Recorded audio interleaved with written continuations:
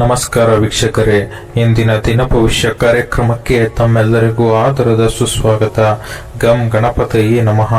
ಸಕಲ ವಿಘ್ನ ನಿವಾರಕನಾದ ಗಣೇಶನ ಸ್ಮರಣೆ ಮಾಡುತ್ತಾ ಇಂದಿನ ದಿನ ಭವಿಷ್ಯ ಕಾರ್ಯಕ್ರಮಕ್ಕೆ ತಮ್ಮೆಲ್ಲರಿಗೂ ಆದರದ ಸುಸ್ವಾಗತ. ದಿನ ಭವಿಷ್ಯವನ್ನು ಶುರು ಮಾಡುವ ಮುನ್ನ ಇವತ್ತಿನ ಮತ್ತು ನಾಳೆಯ ರಾಹುಕಾಲ, ಯಮಗಂಡ ಕಾಲ ಮತ್ತು ಗುಳಿಕ ಕಾಲದ ಬಗ್ಗೆ ಸ್ವಲ್ಪ ತಿಳಿಯೋಣ. ರಾಹುಕಾಲ ಇಂದು 10:52ರಿಂದ 12:28ರವರೆಗೆ, ನಾಳೆ 9:16ರಿಂದ 10:52ರವರೆಗೆ. ಯಮಗಂಡ ಕಾಲ ಇಂದು 3:40ರಿಂದ 5:16ರವರೆಗೆ, ನಾಳೆ 2:04ದಿಂದ 3:40 ಗುಳಿಕ ಕಾಲ ಇಂದು 7:39ದಿಂದ 9:15 ನಾಳೆ 6:03ದಿಂದ 7:39 ಯಾವುದೇ ಶುಭ ಕಾರ್ಯಗಳಿದ್ದರೂ ಈ 3 ಸಮಯದಲ್ಲಿ ಶುರು ಮಾಡಲು ಹೋಗಬೇಡಿ. ಇನ್ನು ಶುಭ ಮುಹೂರ್ತ ಇಂದು 11:20ದಿಂದ 12:05 ನಾಳೆ 11:15ದಿಂದ 12 ಇನ್ನು ಈಗ ನಾವು ಧನಸ್ಸು ರಾಶಿಯವರ ಇಂದಿನ ಮತ್ತು ನಾಳೆಯ 2 ದಿನಗಳ ಭವಿಷ್ಯ ಹೇಗಿದೆ ಎಂಬುದನ್ನು ನೋಡೋಣ. ಮೊದಲನೆಯದಾಗಿ ಆರ್ಥಿಕ ಸ್ಥಿತಿ ಮತ್ತು ಹಣಕಾಸಿನ ಹೂಡಿಕೆಯ ಬಗ್ಗೆ ನೋಡುವುದಾದರೆ, ಧನಸ್ಸು ರಾಶಿಯವರ ಆರ್ಥಿಕ ಸ್ಥಿತಿಯಲ್ಲಿ ಜ್ಞಾನಾಧಾರಿತ ಧನಲಾಭದ ದೊಡ್ಡ ಯೋಗವಿದೆ. ನಿಮ್ಮ ರಾಜ್ಯಾಧಿಪತಿಯಾದ ಗುರುಗ್ರಹದ ಶುಭ ದೃಷ್ಟಿಯಿಂದಾಗಿ ನಿಮ್ಮ ಸ್ವಂತ ಬುದ್ಧಿವಂತಿಕೆ ಮತ್ತು ಧಾರ್ಮಿಕ ಅಥವಾ ಶೈಕ್ಷಣಿಕ ಉಪನ್ಯಾಸಗಳ ಮೂಲಕ ಆದಾಯದ ಹೊಸ ಮೂಲಗಳು ಸೃಷ್ಟಿಯಾಗಲಿದೆ. ದೀರ್ಘಕಾಲದಿಂದ ನೆನೆಗುದಿಗೆ ಬಿದ್ದಿದ್ದಂತಹ ಬ್ಯಾಂಕ್ ಲೋನ್ಗಳು ಅಥವಾ ಸಬ್ಸಿಡಿ ಹಣ ಈ ದಿನಗಳಲ್ಲಿ ಸುಲಭವಾಗಿ ಮಂಜೂರಾಗಲಿದೆ. ಧನಸ್ಸು ರಾಶಿಯವರು ಸ್ವಾಭಾವಿಕವಾಗಿ ದೂರದೃಷ್ಟಿ ಹೊಂದಿರುವ ಕಾರಣ ದೀರ್ಘಾವಧಿ ಹೂಡಿಕೆಗೆ ಹೆಚ್ಚಿನ ಆದ್ಯತೆ ನೀಡುತ್ತೀರಾ.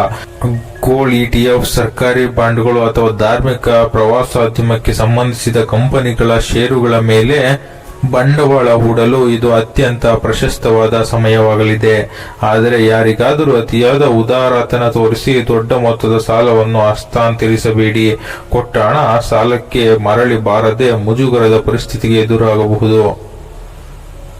ಉದ್ಯೋಗ ಮತ್ತು ವ್ಯವಹಾರದ ಬಗ್ಗೆ ನೋಡುವುದಾದರೆ, ಇಂದು ವೃತ್ತಿರಂಗದಲ್ಲಿ ಧನಸ್ಸು ರಾಶಿಯವರಿಗೆ ತಮ್ಮ ಮಾರ್ಗದರ್ಶನ ಮತ್ತು ಜ್ಞಾನದಿಂದ ಭಾರಿ ಗೌರವ ಸಿಗಲಿದೆ. ಕಚೇರಿಯಲ್ಲಿ ಉನ್ನತ ಅಧಿಕಾರಿಗಳು ನಿಮ್ಮ ದೂರದೃಷ್ಟಿಯ ಯೋಜನೆಗಳನ್ನು ಒಪ್ಪಿಕೊಂಡು ಸಂಸ್ಥೆಯ ಪ್ರಮುಖ ನೀತಿ ನಿಯಮಗಳನ್ನು ರೂಪಿಸುವ ಜವಾಬ್ದಾರಿಯನ್ನು ನಿಮಗೆ ವಹಿಸಲಿದ್ದಾರೆ.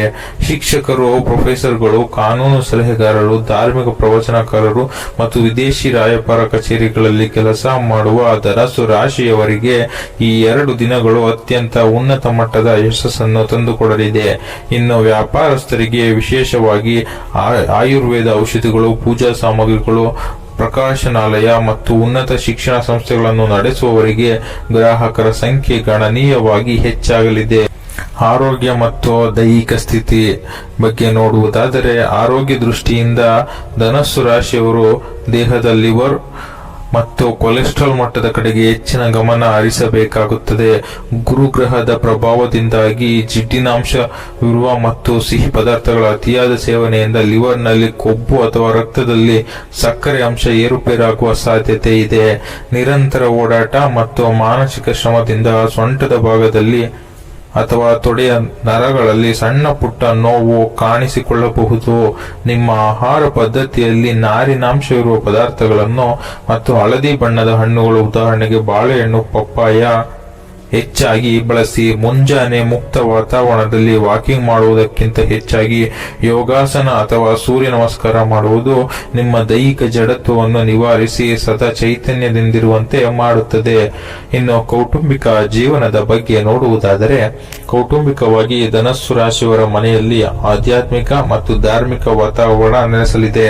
ಮನೆಯಲ್ಲಿ ಸತ್ಯನಾರಾಯಣ ಪೂಜೆ, ಹೋಮ ಹವನಗಳು ಅಥವಾ ಹಿರಿಯರ ಶ್ರದ್ಧಾ ಕರ್ಮಗಳನ್ನು ನೆರವೇರಿಸುವ ಬಗ್ಗೆ ಕುಟುಂಬದೊಂದಿಗೆ ಮಹತ್ವದ ಚರ್ಚೆಗಳು ನಡೆಯಲಿವೆ. ನಿಮ್ಮ ಮುಕ್ತ ಹಾಗೂ ಪ್ರಾಮಾಣಿಕ ಮಾತುಗಳು ಕುಟುಂಬದ ಸಣ್ಣ ಪುಟ್ಟ ಗೊಂದಲಗಳನ್ನು ಶಾಶ್ವತವಾಗಿ ಬಗೆಹರಿಸಲಿವೆ. ತಂದೆಯವರ ಅಥವಾ ತಂದೆಯ ಸಮಾನರಾದ ಗುರುಗಳ ಸಂಪೂರ್ಣ ಆಶೀರ್ವಾದ ಮತ್ತು ಮಾರ್ಗದರ್ಶನ ಈ 2 ದಿನ ನಿಮ್ಮ ಅಲ್ಲಿ ಎಲ್ಲ ಕಠಿಣ ನಿರ್ಧಾರಗಳಿಗೆ ಬೆನ್ನೆಲುಬಾಗಿ ನಿಲ್ಲಲಿದೆ. ಮಕ್ಕಳ ಉನ್ನತ ವಿದ್ಯಾಭ್ಯಾಸಕ್ಕಾಗಿ ಅಥವಾ ವಿದೇಶ ಪ್ರಯಾಣಕ್ಕಾಗಿ ನೀವು ಮಾಡುವ ಆರ್ಥಿಕ ಯೋಜನೆಗಳು ಸಫಲವಾಗಲಿದ್ದು, ಮನೆಯಲ್ಲಿ ನೆಮ್ಮದಿಯ ವಾತಾವರಣ ಇರಲಿದೆ. ಪ್ರೀತಿ ಮತ್ತು ವೈವಾಹಿಕ ಜೀವನದ ಬಗ್ಗೆ ನೋಡುವುದಾದರೆ, ದಾಂಪತ್ಯ ಹಾಗೂ ಪ್ರೇಮ ಜೀವನದಲ್ಲಿ ಧನಸ್ಸು ರಾಶಿಯವರು ಕೇವಲ ದೈಹಿಕ ಆಕರ್ಷಣೆಗಿಂತ ಬೌದ್ಧಿಕ ಮತ್ತು ಮಾನಸಿಕ ಹೊಂದಾಣಿಕೆಗೆ ಹೆಚ್ಚಿನ ಪ್ರಾಮುಖ್ಯತೆ ನೀಡುತ್ತಾರೆ. ವಿವಾಹಿತ ದಂಪತಿಗಳ ನಡುವೆ ಪರಸ್ಪರ ವೈಚಾರಿಕ ಚರ್ಚೆಗಳು ಹೆಚ್ಚಾಗಲಿದ್ದು, ಸಂಗಾತಿಯು ನಿಮ್ಮ ಆಧ್ಯಾತ್ಮಿಕ ಚಿಂತನೆಗಳಿಗೆ ಪೂರ್ಣ ಸಹಮತ ವ್ಯಕ್ತಪಡಿಸಲಿದ್ದಾರೆ. ಇಬ್ಬರು ಒಟ್ಟಾಗಿ ಹಿರಿಯರ ಆಶೀರ್ವಾದ ಪಡೆಯಲು ಕುಲ ದೇವಸ್ಥಾನಕ್ಕೆ ಭೇಟಿ ನೀಡುವ ಸಾಧ್ಯತೆ ಇದೆ. ಇನ್ನು ಶಿಕ್ಷಣ ಮತ್ತು ವಿದ್ಯಾರ್ಥಿ ಜೀವನದ ಬಗ್ಗೆ ನೋಡುವುದಾದರೆ, ವಿದ್ಯಾರ್ಥಿಗಳಿಗೆ ವಿಶೇಷವಾಗಿ ವೇದ, ಉಪನಿಷತ್ತು, ಸಂಸ್ಕೃತ, ತತ್ವಶಾಸ್ತ್ರ, ಉನ್ನತ ಗಣಿತ ಮತ್ತು ಕಾನೂನು ಅಧ್ಯಯನ ಮಾಡುತ್ತಿರುವ ಧನಸ್ಸು ರಾಶಿಯವರ ವಿದ್ಯಾರ್ಥಿಗಳಿಗೆ ಇದು ಅತ್ಯಂತ ಸುವರ್ಣ ಕಾಲ. ನಿಮ್ಮಲ್ಲಿ ಜ್ಞಾನಾರ್ಜನೆಯ ಹಂಬಲ ತೀವ್ರವಾಗಲಿದ್ದು, ಕಠಿಣ ಗ್ರಂಥಗಳನ್ನು ಅಥವಾ ಸಂಶೋಧನಾ ಪ್ರಬಂಧಗಳನ್ನು ಸುಲಭವಾಗಿ ಅರ್ಥ ಮಾಡಿಕೊಳ್ಳಲಿದ್ದೀರಿ. ವಿದೇಶದಲ್ಲಿ ಉನ್ನತ ವ್ಯಾಸಂಗ ಮಾಡಲು ಸ್ಕಾಲರ್ಶಿಪ್ ಅಥವಾ ವೀಸಾಕ್ಕಾಗಿ ಕಾಯುತ್ತಿದ್ದ ವಿದ್ಯಾರ್ಥಿಗಳಿಗೆ ಸರ್ಕಾರಿ ಸಂಸ್ಥೆಗಳಿಂದ ಸಕಾರಾತ್ಮಕ ಲಿಖಿತ ಆದೇಶಗಳು ಕೈ ಸೇರಲಿವೆ. ಶಿಕ್ಷಕರು ಮತ್ತು ಗುರುಗಳ ಮೇಲಿರುವ ನಿಮ್ಮ ಭಕ್ತಿ ನಿಮ್ಮ ಯಶಸ್ಸಿನ ಹಾದಿಯನ್ನು ಸುಲಭಗೊಳಿಸಲಿದೆ. ಸೋಂಬೇರಿತನವನ್ನು ಸಂಪೂರ್ಣವಾಗಿ ಮೆಟ್ಟಿ ನಿಲ್ಲಲಿದ್ದೀರಿ. ಪ್ರಯಾಣ ಮತ್ತು ಸ್ಥಳಾಂತರದ ವಿಚಾರಕ್ಕೆ ಬರುವುದಾದರೆ, ಪ್ರಯಾಣದ ವಿಷಯದಲ್ಲಿ ಧನಸ್ಸು ರಾಶಿಯವರಿಗೆ ದೀರ್ಘ ದೂರದ ಧಾರ್ಮಿಕ ತೀರ್ಥಯಾತ್ರೆಗಳ ಅಥವಾ ಜ್ಞಾನಾರ್ಜನೆಯ ಪ್ರವಾಸಗಳ ಬಲವಾದ ಯೋಗವಿದೆ. ನೀವು ಬಹಳ ದಿನಗಳಿಂದ ಹರಕೆ ಹೊತ್ತಿದ್ದ ದೂರದ ಪ್ರಸಿದ್ಧ ಪುಣ್ಯಕ್ಷೇತ್ರಗಳಿಗೆ ಅಥವಾ ಹಿಮಾಲಯದಂತಹ ಆಧ್ಯಾತ್ಮಿಕ ಕೇಂದ್ರಗಳಿಗೆ ಭೇಟಿ ನೀಡುವ ಯೋಜನೆ ಅಂತಿಮಗೊಳ್ಳಲಿದೆ. ಈ ಪ್ರಯಾಣಗಳು ನಿಮ್ಮ ಮಾನಸಿಕ ಆತಂಕಗಳನ್ನು ದೂರ ಮಾಡಿ ಹೊಸ ಜೀವನ ದೃಷ್ಟಿಕೋನವನ್ನು ನೀಡಲಿದೆ. ಇನ್ನು ಶೈಕ್ಷಣಿಕ ಸಂಸ್ಥೆಗಳಿಗೆ ಅಥವಾ ವಿಶ್ವವಿದ್ಯಾಲಯಗಳಿಗೆ ಹತ್ತಿರವಿರುವ ಹೊಸ ಮನೆಗೆ ಸ್ಥಳಾಂತರಗೊಳ್ಳಲು ಯೋಚಿಸುತ್ತಿದ್ದರೆ, ಅದಕ್ಕೆ ಸಂಬಂಧಿಸಿದ ಮುಂಗಡ ಪತ್ರಗಳಿಗೆ ಸಹಿ ಹಾಕಲು ಸಂಜೆಯ ಸಮಯ ಅತ್ಯಂತ ಪ್ರಶಸ್ತವಾಗಿದೆ. ಹೊಸ ಖರೀದಿ ಅಥವಾ ಹೊಸ ಮಾರಾಟದ ಬಗ್ಗೆ ನೋಡುವುದಾದರೆ, ಹೊಸ ಜ್ಞಾನದ ಪರಿಕರಗಳನ್ನು ಮತ್ತು ಧಾರ್ಮಿಕ ವಸ್ತುಗಳನ್ನು ಖರೀದಿಸಲು ಗ್ರಹಬಲಗಳು ಅತ್ಯಂತ ಪೂರಕವಾಗಿವೆ. ನೀವು ದೀರ್ಘಕಾಲದಿಂದ ಸಂಗ್ರಹಿಸಬೇಕೆಂದುಕೊಂಡಿದ್ದ ಅಪರೂಪದ ಪುಸ್ತಕಗಳು, ಗ್ರಂಥಗಳು, ಧಾರ್ಮಿಕ ಆಭರಣಗಳು ಅಥವಾ ವಿದ್ಯಾಭ್ಯಾಸಕ್ಕೆ ಬೇಕಾದ ಅತ್ಯಾಧುನಿಕ ಪರಿಕರಗಳು ಖರೀದಿಸಲಿದ್ದೀರಿ. ಹಳದಿ ಬಣ್ಣದ ವಾಹನಗಳನ್ನು ಖರೀದಿಸಲು ಮನಸ್ಸು ಮಾಡಿದ್ದರೆ ಮುಂದುವರಿಯಬಹುದು. ಇನ್ನು ರಿಯಲ್ ಎಸ್ಟೇಟ್ ವ್ಯವಹಾರದಲ್ಲಿ, ವಿಶೇಷವಾಗಿ ಶಾಲಾ ಕಾಲೇಜುಗಳ ಸುತ್ತಮುತ್ತಲಿರುವ ಅಥವಾ ದೇವಸ್ಥಾನಗಳ ಹತ್ತಿರವಿರುವ ನಿವೇಶನಗಳನ್ನು ಉತ್ತಮ ಲಾಭಾಂಶದೊಂದಿಗೆ ಮಾರಾಟ ಮಾಡಲು ದೊಡ್ಡ ಶಿಕ್ಷಣ ಸಂಸ್ಥೆಗಳ ಕ್ಲೈಂಟ್ಗಳು ನಿಮ್ಮನ್ನು ಹುಡುಕಿಕೊಂಡು ಬರಲಿದ್ದಾರೆ. ಮತ್ತು ಇವತ್ತಿನ ಸಮಾಜದ ಅಲ್ಲಿನ ಗೌರವದ ಬಗ್ಗೆ ನೋಡುವುದಾದರೆ, ಸಮಾಜದಲ್ಲಿ ನಿಮ್ಮ ಉನ್ನತ ನೈತಿಕ ಮೌಲ್ಯಗಳು, ನ್ಯಾಯಸಮ್ಮತ ನಡೆ ಮತ್ತು ಸತ್ಯದ ಪರವಾಗಿ ನಿಲ್ಲುವ ನಿಮ್ಮ ಗುಣಕ್ಕೆ ಅತ್ಯುನ್ನತ ಮನ್ನಣೆ ಸಿಗಲಿದೆ. ರಾಜಕೀಯ ವಲಯದಲ್ಲಿರುವವರ ಬಗ್ಗೆ ನೋಡುವುದಾದರೆ, ರಾಜಕೀಯ ರಂಗದಲ್ಲಿರುವ ಧನಸ್ಸು ರಾಶಿಯವರಿಗೆ ಇದು ಆದರ್ಶ ರಾಜಕಾರಣದ ಸಮಯ.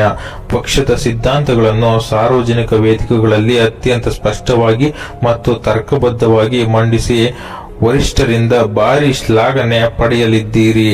ಇಂದಿನ ಪರಿಹಾರದ ಬಗ್ಗೆ ನೋಡುವುದಾದರೆ, ಧನಸ್ಸು ರಾಶಿಯ ಅಧಿಪತಿ ಗುರುಗ್ರಹನಾಗಿರುವುದರಿಂದ ಇಂದಿನ ಮತ್ತು ನಾಳೆಯ ದಿನಗಳಲ್ಲಿ ಶ್ರೀ ದಕ್ಷಿಣಾಮೂರ್ತಿಯ ಅಥವಾ ದತ್ತಾತ್ರೇಯ ಸ್ವಾಮೀಜಿಯ ಆರಾಧನೆ ಮಾಡುವುದು ಅತ್ಯಂತ ಶ್ರೇಷ್ಠ. ಗುರು ಚರಿತ್ರೆಯನ್ನು ಪಠಿಸಿ ಅಥವಾ ಓಂ ಬ್ರಹ್ಮ ಬೃಹಸ್ಪತಯೇ ನಮಃ ಮಂತ್ರವನ್ನು 108 ಬಾರಿ ಜಪಿಸಿ. ಮತ್ತು ಬಡ ವಿದ್ಯಾರ್ಥಿಗಳಿಗೆ ಪುಸ್ತಕಗಳು, ಲೇಖನಿಗಳು ದಾನ ಮಾಡಿ ಅಥವಾ ದೇವಸ್ಥಾನದ ಅರ್ಚಕರಿಗೆ ಹಳದಿ ಬಣ್ಣದ ಧೋತಿ, ಕಡಲೆಬೇಳೆ ಅಥವಾ ಬಾಳೆಹಣ್ಣನ್ನು ದಾನ ಮಾಡುವುದರಿಂದ ಸಕಲ ಗ್ರಹ ದೋಷಗಳು ನಿವಾರಣೆಯಾಗಲಿವೆ.